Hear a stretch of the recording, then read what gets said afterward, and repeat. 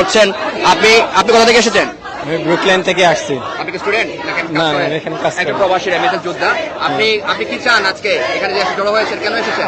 আমি আসছি এখানে বাংলাদেশে যেটা হচ্ছে এটা একদম মানবাধিকার লঙ্ঘন, যেটা ভাষায় কোনো ভাষায় প্রকাশ করা সম্ভব না।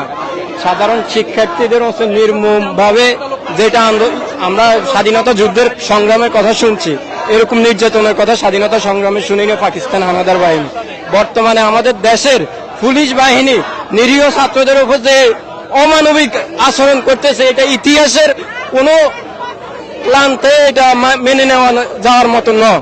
আমি বাংলাদেশের সর্বস্তরের মানুষকে উদাত্ত আহ্বান জানাচ্ছি, ঢাকা শহরে বিশেষ করে প্রত্যেকটা বাসা বাড়ি থেকে আমার প্লিজ মা বোনেরা, আপনারা রাস্তায় নামে আসুন, সাধারণ শিক্ষার্থীদেরকে বাঁচান।